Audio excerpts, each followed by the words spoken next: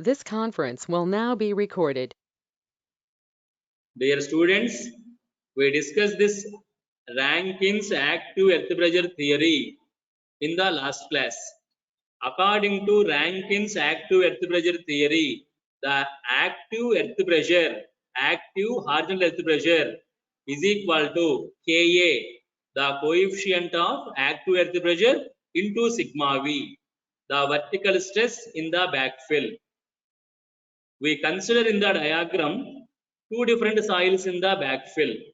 Soil 1 of height H1 followed by soil 2 of height H2. Different soils. Soil 1 has the coefficient of the angle of shearing resistance phi1, the bulk unit weight gamma 1. Soil 2 has the angle of shearing resistance phi 2, the bulk unit weight gamma 2. We know that soil 1 has the coefficient of active earth pressure Ka1 is equal to 1 minus sin phi 1 by 1 plus sin phi 1. Last class we discussed. Similarly, the soil 2 has the coefficient of active earth pressure Ka2 1 minus sin phi 2 by 1 plus sin phi 2.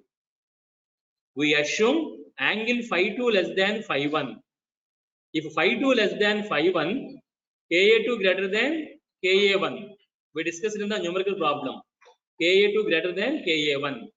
Now coming to the active earth pressures in the backfill. First consider the soil 1 only. Take the depth Z from the top of this soil 1. From the top of the soil 1, take the depth Z. At that depth Z in the soil 1, the vertical stress at a depth Z from the top of the soil 1, vertical stress sigma V, gamma 1 into Z. Because for the soil 1, the bulk unit weight is gamma 1. So at a depth Z from the top of the backfill, that is in the soil 1, vertical stress is sigma 1 into, that is gamma 1 into Z.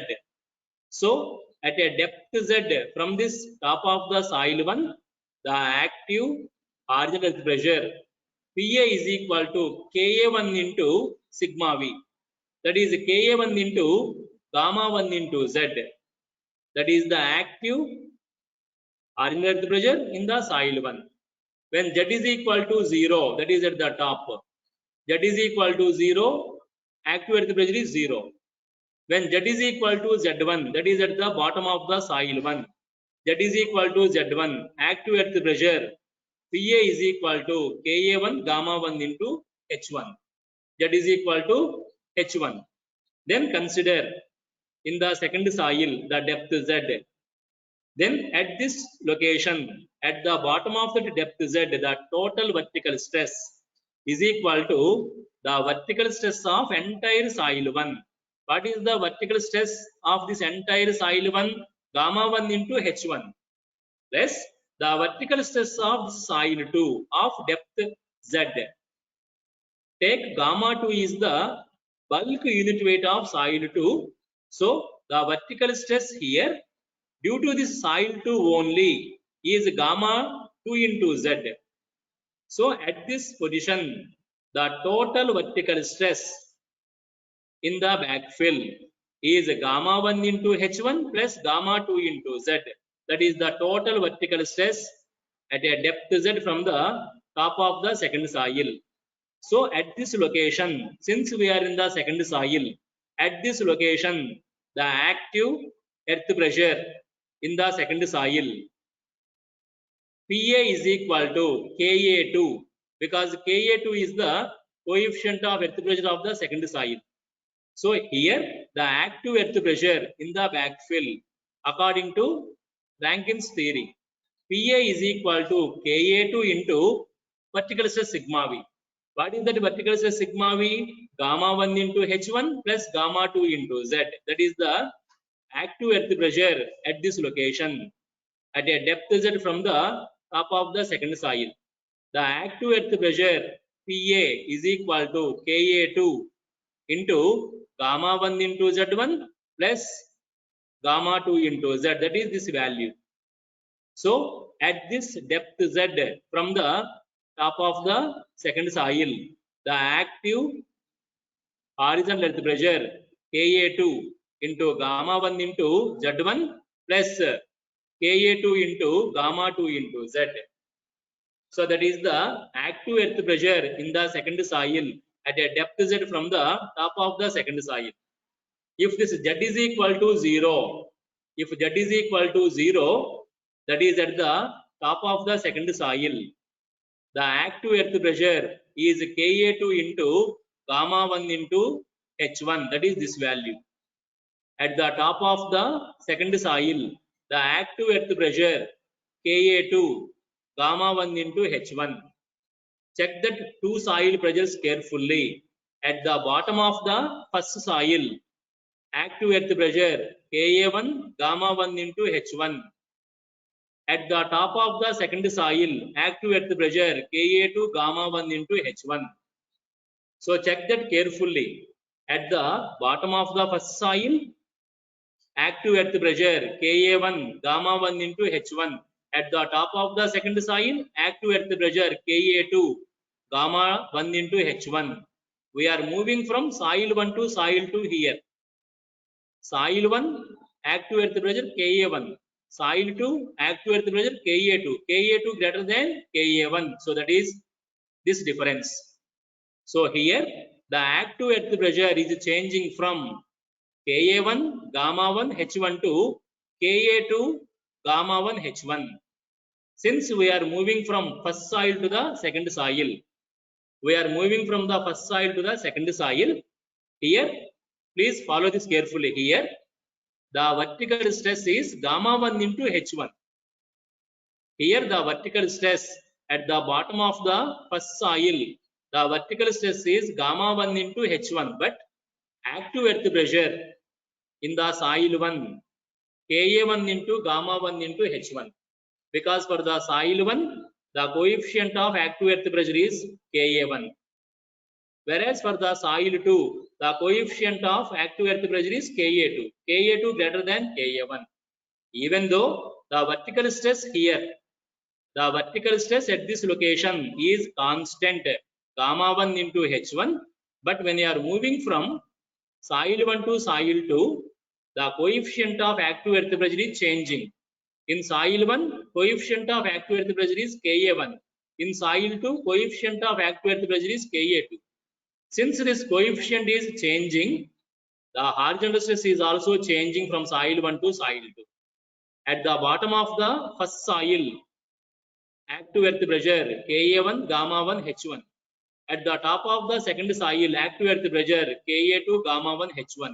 Ka2 greater than Ka1. So here, from the first soil to second soil, there is an increase in the active earth pressure.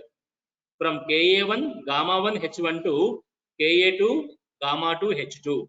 Then at this depth Z, from the top of the second soil, at a depth Z, the active earth pressure Ka1, Ka2, gamma 1 H1 plus Ka2, gamma 2 into Z. Then at the bottom of the retaining wall, Z is equal to H. This depth Z at the bottom of the retaining wall is H2.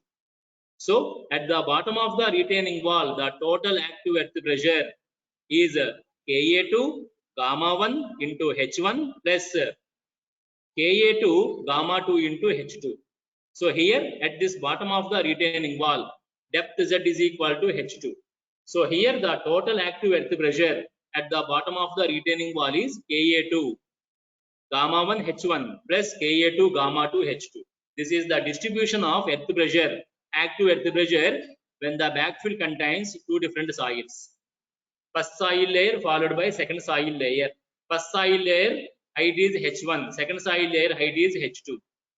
First soil layer angle of shearing resistance is phi1, bulk unit weight is gamma 1. For the second soil layer, angle of shearing resistance is phi2, bulk unit weight is gamma 2. So the first soil is having coefficient of active earth pressure Ka1. Second soil is having coefficient of active earth pressure Ka2. We consider phi2 less than phi1. So Ka2 greater than Ka1. At the top of the first soil, there is no vertical stress. Here the vertical stress is 0. Remember, according to Rankin's active earth pressure theory, the active marginal earth pressure PA is equal to Ka into sigma V. That is the fundamental equation. The active earth pressure in the backfill PA is equal to Ka into sigma V. At the top of the first soil, sigma V 0. There is no vertical stress. So the active earth pressure at the top of the first soil is 0. At the bottom of the first soil, the vertical stress is gamma 1 into H1. So here at the bottom of the first soil, the active earth pressure is Ka1 into gamma 1 into H1. But if we enter the second soil, if you just enter the second soil is having the another coefficient of active earth pressure Ka2. So at this second soil top, at the top of the second soil, the active earth pressure Pa is equal to Ka2 into the vertical stress at the top of the second soil. At the top of the second soil, the vertical stress is gamma 1 into H1. So at the top of the second soil, the active earth pressure is Ka2 into gamma 1 into H1. We know that Ka2 greater than Ka1. So here, that is from the first soil to the second soil, the active earth pressure at the bottom of the first soil, Ka1 gamma 1 into H1. The active earth pressure at the top of the second soil, Ka2 gamma 1 into H1. Since Ka2 is greater than Ka1, there is an increase in the active earth pressure.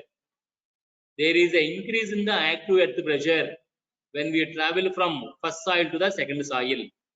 In the first soil, the active earth pressure at the bottom of the first soil, Ka1 gamma 1 H1.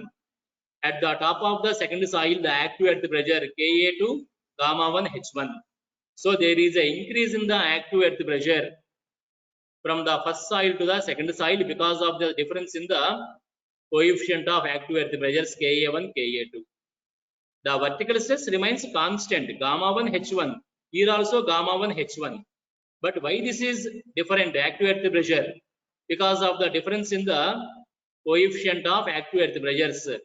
In the first soil, coefficient of active earth pressure is Ka1. In the second soil, coefficient of active earth pressure is Ka2. Ka2 is greater than Ka1. So when the first soil layer completed and second soil layer starts, there is an increase in the active earth pressure from Ka1 gamma 1 H1 to Ka2 gamma 1 H1. That is this increase. Then at a depth Z from the top of the second soil, here the vertical stress at this location, total vertical stress is gamma 1 H1 plus gamma 2 into Z. So here at this position, the active earth pressure is Ka2 into gamma 1 H1 plus gamma 2 into Z. Then at this bottom of the retaining wall, that is equal to H2. So at the bottom of the retaining wall, the total active earth pressure is Ka2 gamma 1 H1 plus Ka2 gamma 2 H2. That is the active earth pressure at the bottom of the retaining wall. This is the distribution diagram of the active earth pressure when the backfill is having two different soils. Soil 1, soil 2. Both soils are in the dry condition. Dear students, if anybody is having doubt about these different soils in the backfill in active earth pressure, you please discuss with me. Any doubt, students, about this active earth pressure distribution diagram of two different soils in the backfill? If you have doubt, you please discuss with me.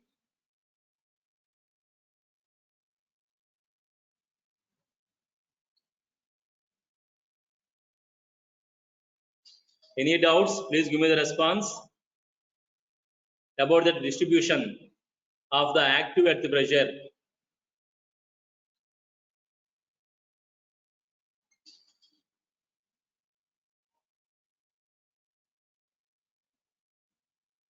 Anybody is having doubt about this particular active earth pressure distribution diagram The backfill has two different soils. Anybody is having doubt?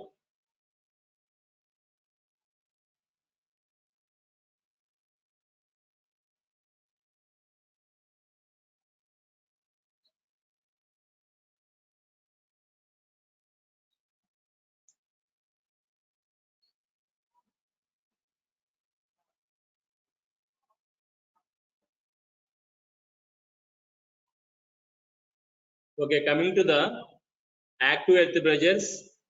Coming to the active earth pressures in the water table conditions. So far we discussed the active earth pressure when the backfill contains only one soil.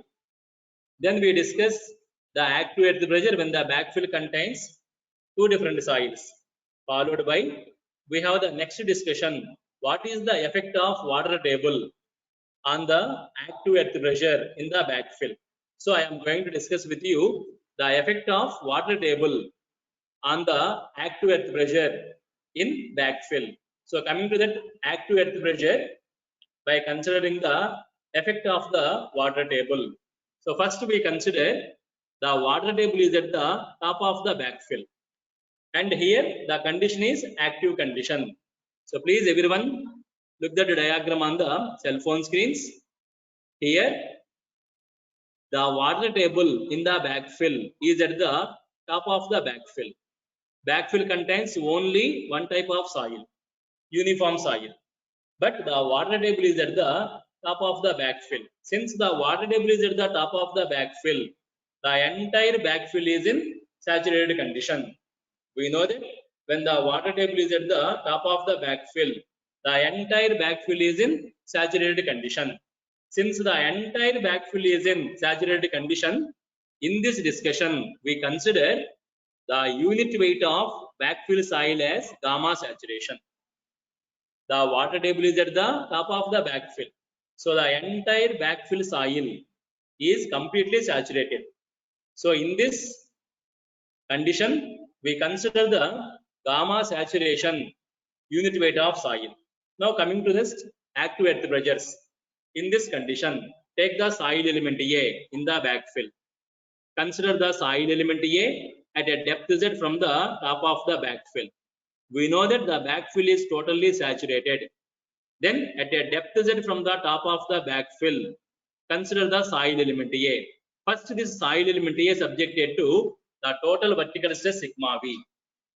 The total vertical stress on the soil element A, sigma V is equal to gamma saturation into Z.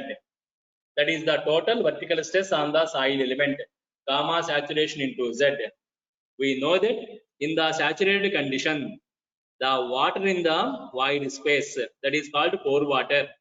The water in the void space applies the pore water pressure in the soil. When the water table is at the top of the backfill, the pore water, that is the water in the void, supplies the pore water pressure in the soil. That pore water pressure is always acting in the upward direction. Take it as U. On the soil element, the pore water pressure is acting in the upward direction, taken as U. That U is equal to gamma W, unit weight of water into depth Z.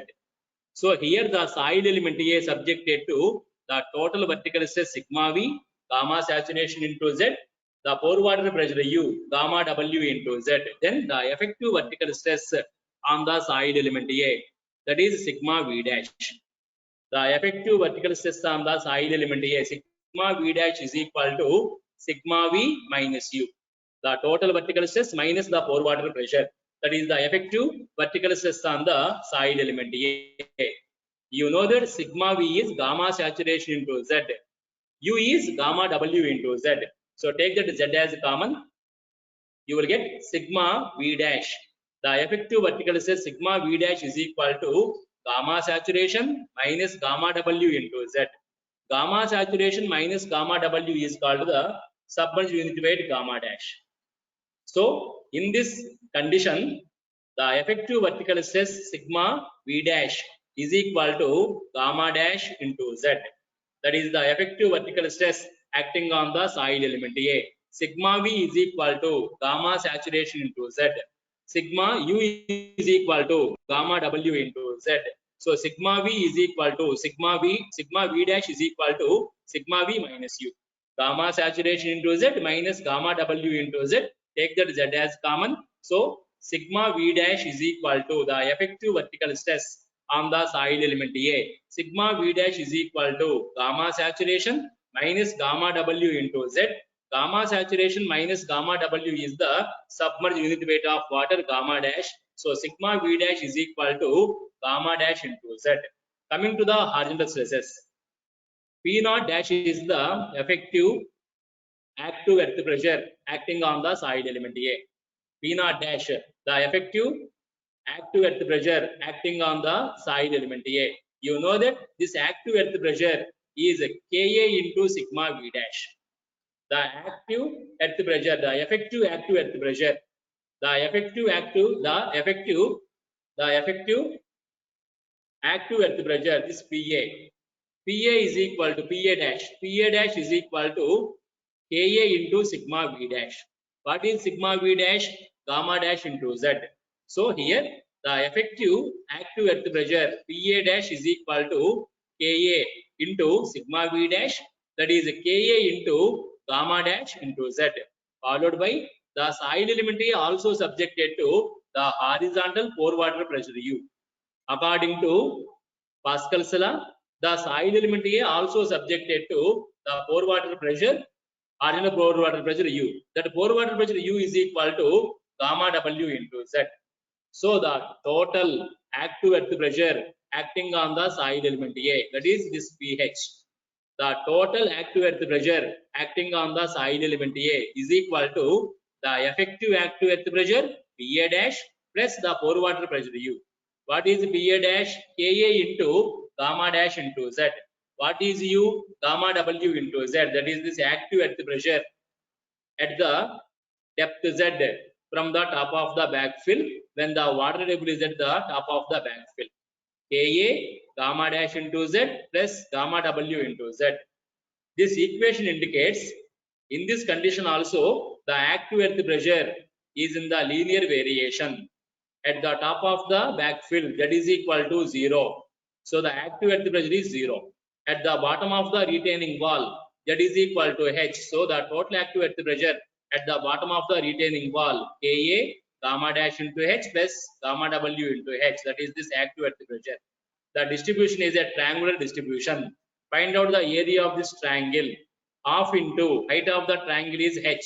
Base of the triangle is Ka gamma dash H plus gamma W H. Find out that area. This is the area that indicates the total active earth pressure force acting on the retaining wall when the water table is at the top of the retaining wall. So when the water table is at the top of the retaining wall, by using the Rankine's active earth pressure theory, we can find out the active earth pressure distribution behind the retaining wall. With this, I am going to stop the today's class. We will continue this discussion of active earth pressures in the next class. If you have any doubts, you please discuss with me. If you don't have the doubts, you please leave the class and join the next class.